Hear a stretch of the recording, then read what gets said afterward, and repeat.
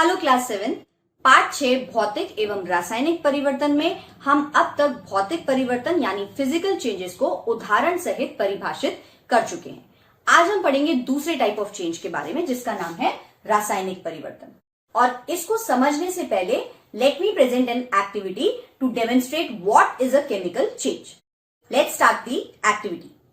तो बच्चों, रासायनिक परिवर्तन या केमिकल चेंज डेमोन्स्ट्रेट करने के लिए मैं एक बहुत ही सिंपल सी एक्टिविटी कर रही हूं, पर आप सभी बच्चे इस एक्टिविटी को करने के लिए घर में किसी बड़े के सहयोग से ही करें। मैं इसमें कागज के टुकड़े ले रही हूं और इन कागज के टुकड़े को अब मैं जला देती हूं। अब हम इन दोनों कागज के टुकड़ों का कंपैरिजन करेंगे।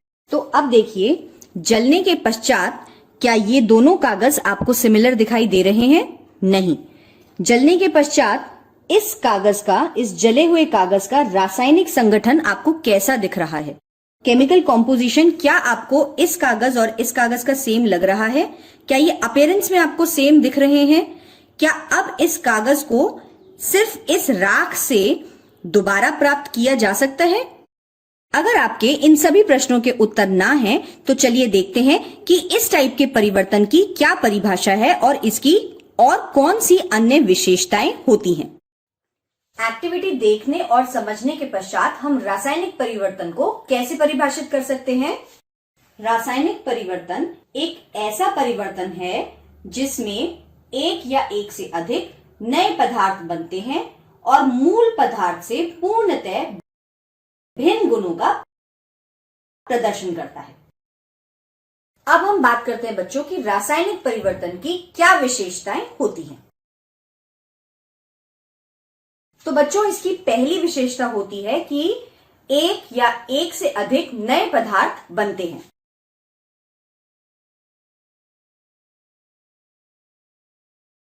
तो बच्चों, उदाहरण के लिए अगर मैं एक दूध के पतीले में नींबू का रस निचोड़ दूं तो आप क्या देखेंगे? वह दूध फट जाता है, वह दूध पीने योग्य नहीं रहता है। क्या उस फटे हुए दूध से मैं ओरिजिनल दूध को, जो लिक्विड स्टेट का था, प्राप्त कर सकती हूँ? नहीं। पर उस फटे हुए दूध से मैं एक नया पदार्थ उत्पन्न कर सकती हूँ। वह क्या है? पनीर। इसका अर्थ केमिकल चेंज या रासायनिक परिवर्तन में एक या एक से अधिक नए पदार्थ उत्पन्न हो सकते हैं। इसकी दूसरी विशेषता है कि रासायनिक परिवर्तन एक अनुत्क्रमणीय परिवर्तन है। इसका अर्थ क्या हुआ? एक ऐसा परिवर्तन जो उत्क्रमित नहीं किया जा सकता, रिवर्स नहीं किया जा सकता। This means it is an irreversible reaction.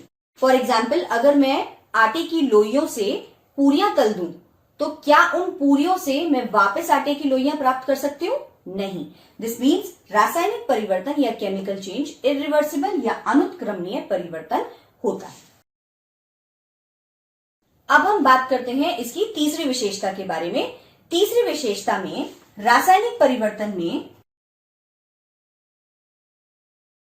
पदार्थ का रासायनिक संगठन बदल जाता है। दिस मीन्स एक प्रोडक्ट का केमिकल कॉम्पोजिशन पूरी तरीके से चेंज हो जाता है। लेक्चर 1 में जब हमने कागज के टुकड़े किए थे तो हमने देखा था कि उस कागज का बेसिक नेचर चेंज नहीं हुआ था, मतलब रासायनिक संगठन, उसका बदलाव नहीं आया था उसके रासायनिक संगठन में। पर जब हमने एक्टिविटी में उस कागज को जला दिया तो क्या हुआ? उस कागज का केमिकल कॉम्पोजिशन चेंज हो गया, अब वह राख में बदल गया। इसकी चौथी विशेषता आपकी डेफिनेशन में ही लिखी हुई थी। वह क्या थी? कि जो नया प्रोडक्ट होता है उसका पुराने प्रोडक्ट से जो गुण होते हैं, विशेषताएं, वे पूर्णतः भिन्न होती हैं।